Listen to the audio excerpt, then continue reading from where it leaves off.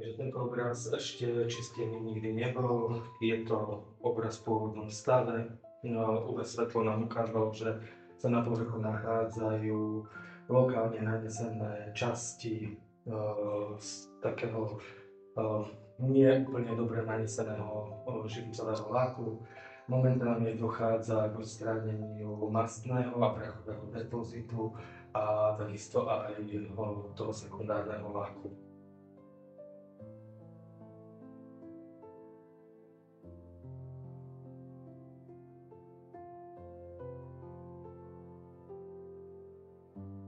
Nesieme rozpúšťadlo, ktoré sme si predtým overili v sonde na farebnej vrstve a už máme vyskúšané, ako reaguje vlakom sekundárnym aj farebnou vrstvou a postupne odstránime tu z tej časti tehovky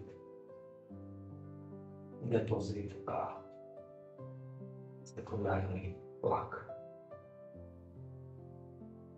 Na inkarnáte sme videli, ako vyzerá rozdiel medzi nevyčistenou a vyčistenou časťou obrazovej plochy. Teraz pokračujeme v čistení tej sobolej alebo činčilovej kožušiny, tak aby sme očistili z toho depozit a takisto aj sekundárny lak.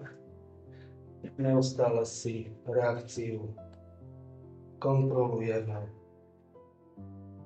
používame kvôli tomu biely materiál na stieranie, aby sme jasne videli, či neschádza z obrazu farebná vrstva, alebo či nedochádza k atakovaniu farebnej vrstvy. Tento obraz naozaj má 100 rokov, to nie je veda. Pre reštaurátora 100-ročný obraz, ako ja zvyknem často hovoriť, je obraz, na ktorom práve zaschla farba. Takže musíme s veľkou opatrnosťou pristupovať k čisteniu najmä tých tmavších plôch, ktoré sú často nanesené veľmi tenko, lazúrne a mohlo by dôjsť k úbytku farebnej vrstvy. Pokračujeme v čistení inkarnátu, aby sme videli teda to množstvo depozitu. Urobím teda časť tej ruky, aby bolo jasné.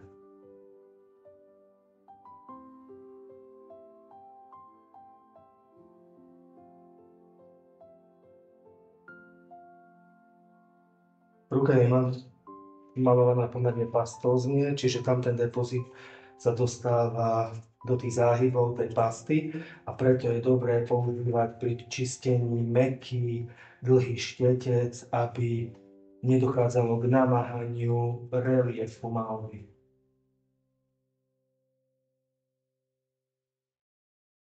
Čiže postupne schádza depozit, prach, mastnota a takisto aj sekundárny lak.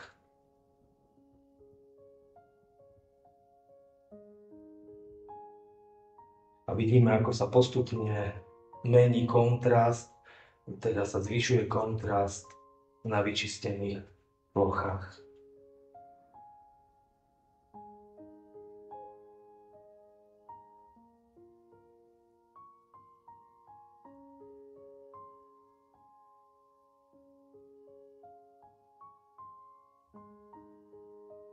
Takže po zotretí depozitu vidíme, aký ten rukáv alebo kožušina na tom rukáve, alebo teda tá textília bola v akom svetelnom kontraste voči tej časti, ktorá ešte nebola čistená.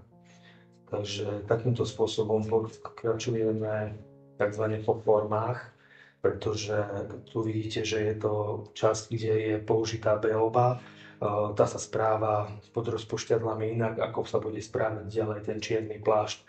Čiže musíme to po formách, po jednotlivých plochách oddelenie čistiť a upravovať tak tú silu a razanciu rozpušťadiel a aj čas, ktorý to rozpušťadlo má na tej malbe pôsobiť.